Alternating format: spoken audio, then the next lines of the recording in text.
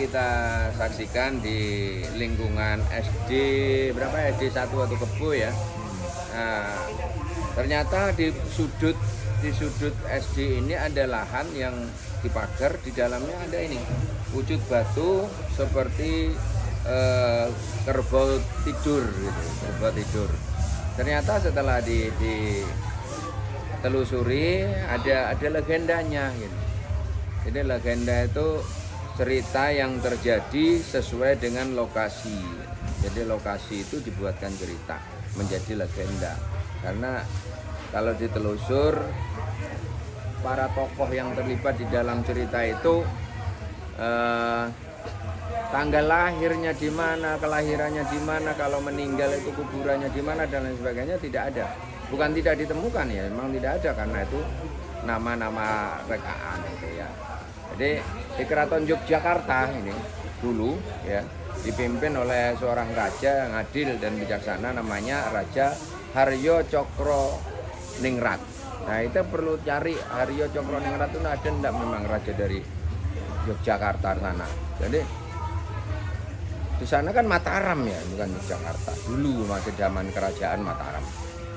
Raja ini mempunyai anak laki-laki yang bernama Raden Kartoasmoro atau Kartoasmara. Dan suatu ketika tidur mimpi ketemu dengan perempuan cantik gitu. Ternyata perempuan cantik itu dari Bali, namanya Imade Kope apa Kopo gitu ya. Nah, setelah mimpi itu si Kartoasmoro itu kayak apa ya? Kepingin ketemu wujudnya langsung gitu ya. Nah, bapaknya mengerti si Haryo Cokroningrat. Akhirnya ditanyakan ya. Namanya raja, tidak ada hal yang sulit gitu. Pokoknya cari namanya Madikupo itu, katanya di Bali ya. Kemudian datanglah ke sana. Ternyata ini kalau juga si Madikupo itu dinyatakan di dalam legenda itu anaknya Jelantik gitu lah. Jelantik ini tokoh perangan sekitar tahun-tahun apa ya? Sudah kemerdekaan gitu ya Jelantik itu ya. Belum Mas. Perang puputan ya. Margarana itu ya. Belum ya, masih berupa kerajaan ya. 900 awal Mas. Iya, artinya kan Jelantik. Kerajaan Jogja itu apa Mataram itu kan sudah lewat itu.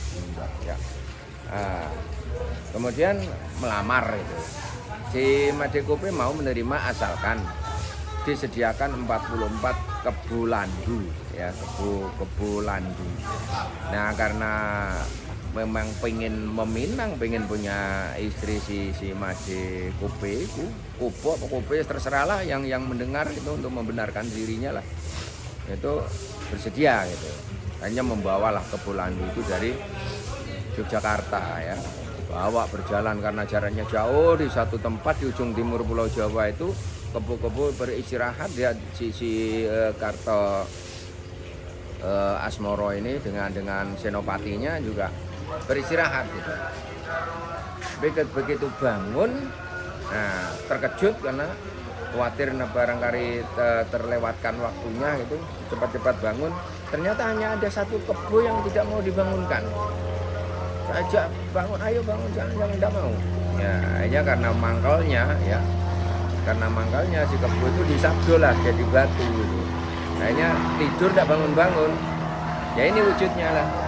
Seperti kerbau tidur gitu ya. Nah, ini seperti kerbau tidur. Nah, yang jadi pertanyaan kemudian syaratnya harus membawa 44 kebu landu. Nah, sekarang tinggal 43 kebu landu. Masih diterima atau tidak? Ini terputus ceritanya. Nah, inilah kemudian menjadi desa. Wilayah ini disebut sebagai desa Batu Batu. Nah, itu asal muasal cerita legendanya. Cerita legendanya. Karena terputus di situ.